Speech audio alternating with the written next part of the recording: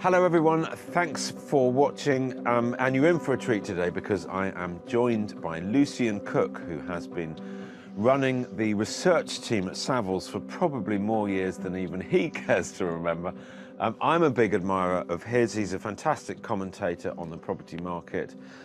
So I'm really pleased today to be able to get him online and to chat with him about what on earth is going on out there, because there is an awful lot going out there. The market is extremely busy. Lucian, great to have you. Thank you again. What are your thoughts, just generally speaking, on conditions as things stand? Yeah, I mean, it's a remarkable market, isn't it? It has to be said. I don't think anybody really expected the market to take off and continue in the way that it has done. I mean, clearly the stamp duty holiday has provided a degree of urgency to the market, but still that market has really sort of defied the underlying economic backdrop. It's the first time we've had a recessionary environment, and yet we've had house price growth and Yes. really strong levels of activity. And I Yeah. think that's sort of the thing that you can't predict. It's not the No. economics. It's Well, that, we often talk about that sentiment drives the housing market, and you would have thought yeah. sentiment would be hideous at the moment, but Yeah, not. and I'm not. So it's not just sentiment, is it? I think a lot of this is that direct response to the lockdown. It's that living, working, and schooling from home. I think that whole experience, together with this realization that perhaps you're not always going to do 5 days in the office, Yeah. has made people reassess what they want from their home and what they need from their home. And a lot of people, it's meant they just want more space, and that I think is what's fundamentally driven activity. But it's not just people leaving urban areas, is it? I mean, we've been filming location over the last couple of weeks, traveling all over the country, and the market everywhere is blisteringly hot. It's not just people leaving cities and moving to countryside and wanting more space.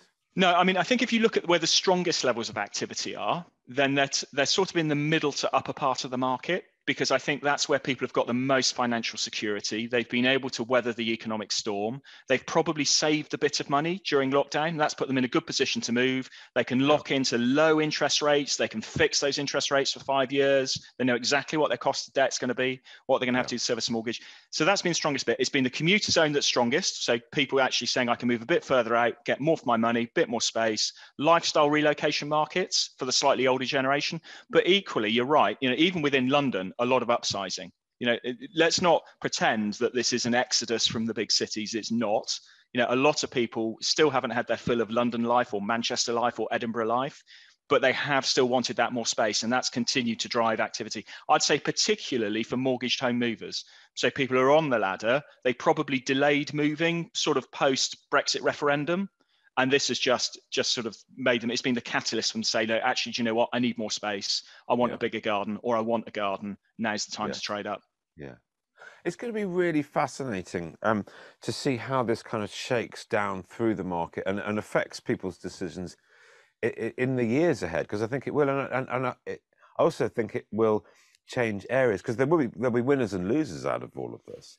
I wonder whether any of the or many of the sort of traditional second home places will actually now have a much more lively community and many more people there during the week because people aren't commuting.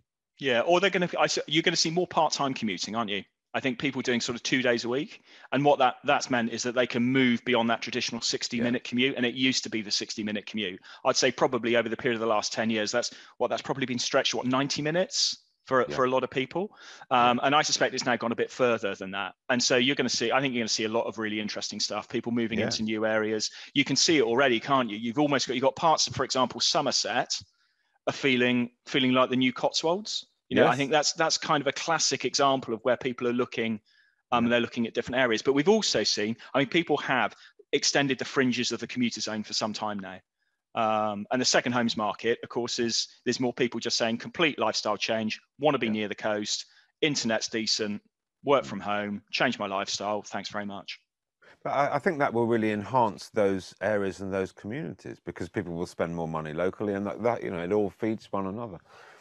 Um, think you absolutely said we've been using our homes so much more, schools, workplaces, gyms, as well as a home. We haven't been dinner parties, but everything else, every other part of the house has been used a great deal more. Do you think we've seen the end of open plan? I mean, I suspect what people want is flexibility from their home, isn't it? So I'm not sure that's necessarily the end of open plan living, but I think what people are going to want, they're definitely going to want that sort of slightly separate space to work from home. And that's probably the extra bedroom phenomenon, isn't it? Or the box room phenomenon, where people just want that space where they can get their head down, get away from the interruption of day-to-day life. But I think it's about flexibility. It's not just the space inside the home, is it? It's the garden as well. I think the garden has become a much more prized asset over the recent past because people want the outdoor space.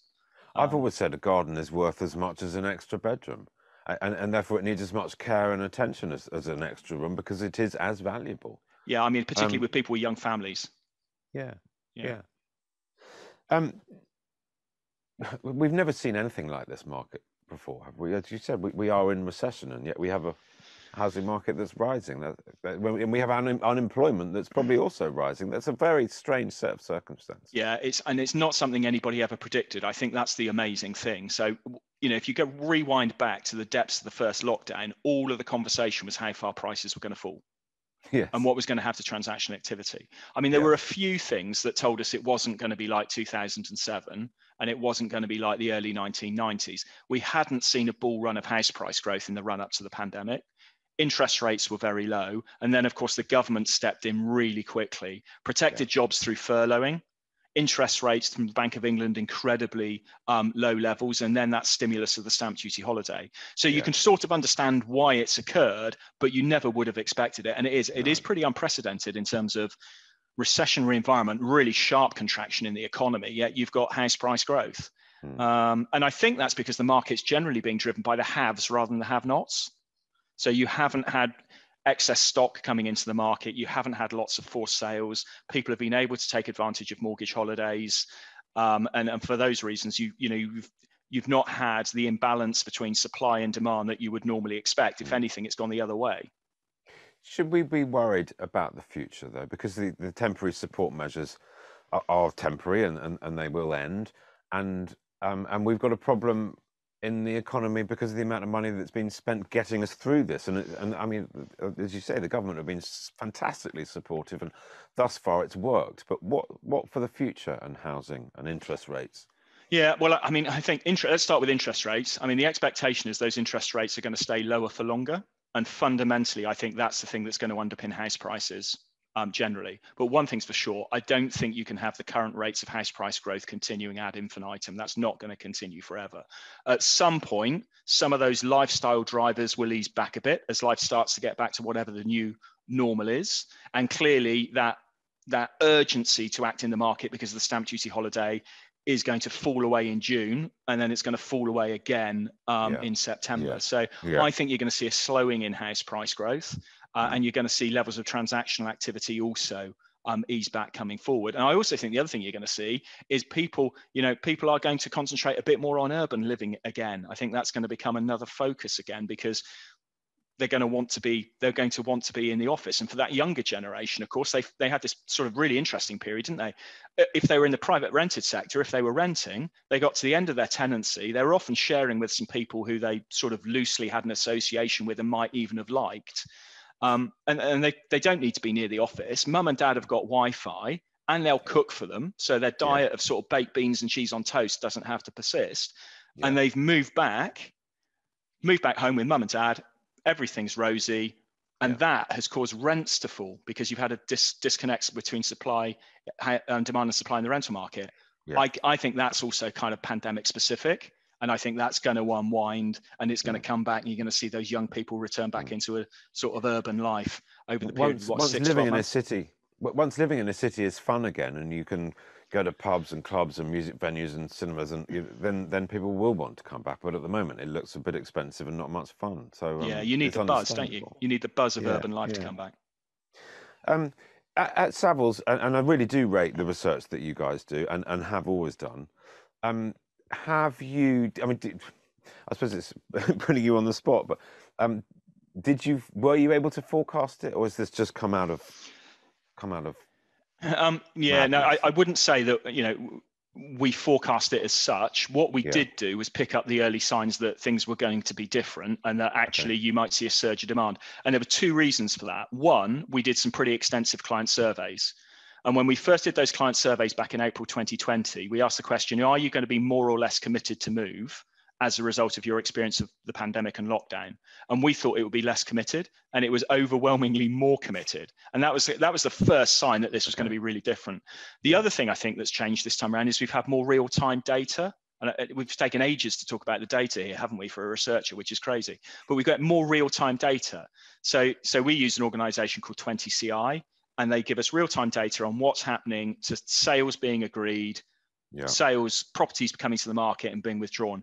And that uptick came through really, really quickly on that data. And so I think it's allowed us to keep pace with the market pretty well this time round and sort of explain much more clearly what's going on. Okay. For the average kind of home buyer, how can they use that data? What can they, they're out there making decisions. Shall we buy? Should we sell? Should we rent? Should we move? How can they use the data and the research that you guys put out there?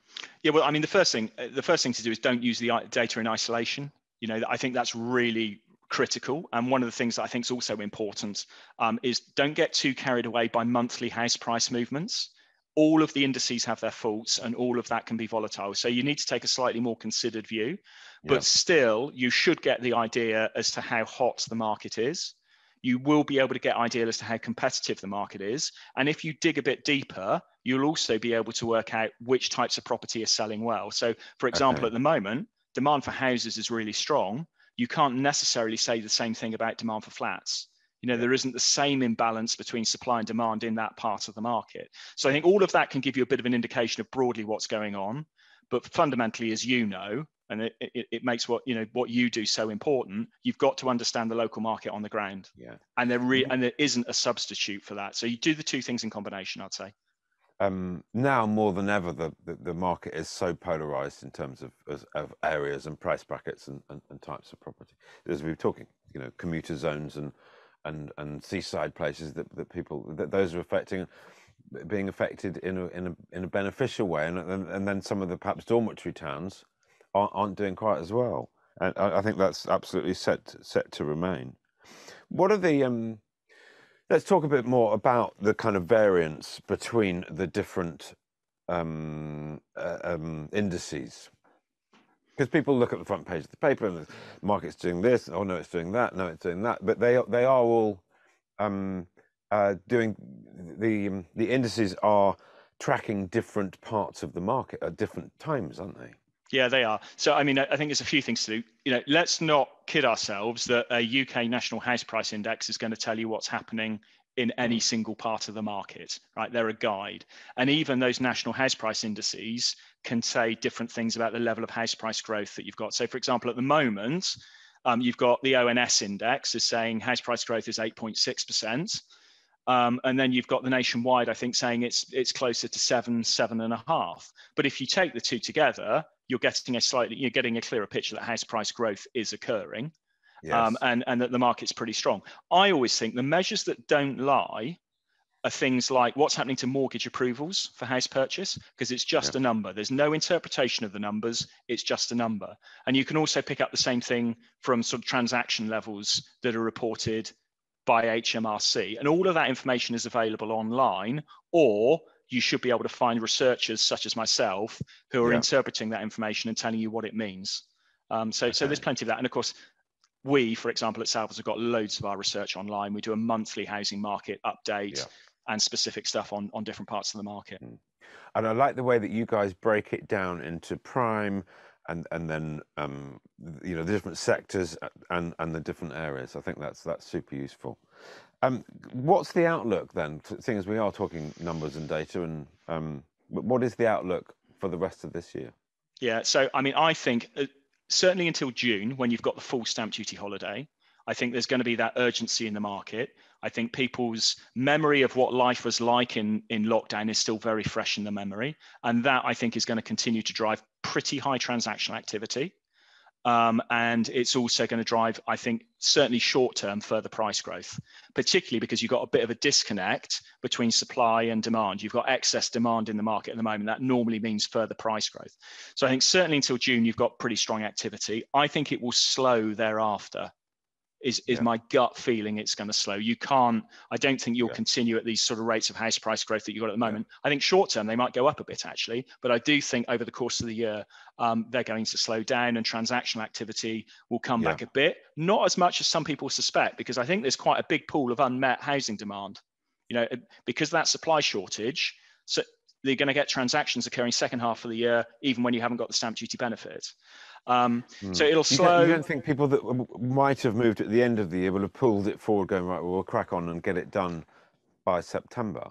To a degree, but you just need to look at the level of key demand statistics that we've got at the moment and the extent to which demand is outstripping supply, telling you that actually, let's get to the end of June or the end of September, that's not going to be fully satisfied.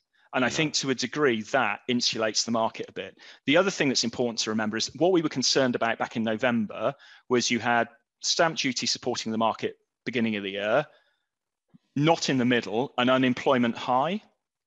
But what you've now got is government support on jobs and everything else running through to broadly June, September.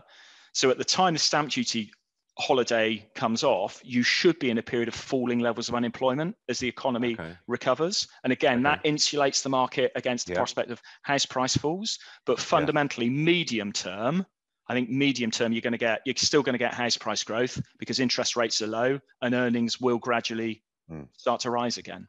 That's a very considered and eloquently put point of view, Lucian. And that's actually made me feel quite comfortable. So thank you for that. Can I just ask one question? What would you do if you were a first time? I'm going to ask two questions. If you were a first time buyer now, what would you do? And if you were considering upsizing, family move, what would you do? I think the first thing to do is get your finances in order. I think the first thing to do is to work out what you're going to get in terms of a mortgage. And where you're going to find your deposit. Those two things. And for first-time buyers, the biggest hurdle still is the ability to raise the deposit. Bank of mum and dad still plays a really important part in the market. And I think it's set to play a very important part in the market over the course of the next decade. So whatever you do, don't fall out with your parents or your grandparents. That's absolutely critically important because they are really important to getting you on the handle. And the other thing I say is listen to them. They will have a considered view as to what's a good first-time buyer investment property, and experience counts for a lot in the housing market. So treat them nicely. My hesitation on that, because I've been at the sharp end of it, is when someone has done a whole load of research and they've been out and they've seen lots of flats and they think they found the one and they've looked at your research and they've watched our YouTube things, and mum and dad lending them a bit of money, found this flat, come and have a look. They drive down from wherever, come and look. Darling, you can't possibly spend that money on that tiny flat, with absolutely no context of being able to make that opinion because they haven't done the research and been out and seen a dozen flats. So I think both sides need to treat it carefully. But you've got to educate them, haven't you? I think you've got to educate your parents, which means you've just got to spend more time with them, however uncomfortable that may or may not be. I like that. There's the advice. Be nice to your parents and grandparents. But I'm going to come back to my question. Would you advise a first-time buyer to plough on now and get cracking, or wait? I think if you've got your finances in place, if you can lock into low interest rates and you're not having to rely on too high a loan to value mortgage, I think you can crack on. I think if you're going to be in that, but the other thing is, don't expect at the current time to be in that property for 2 years, make a vast profit and to move on.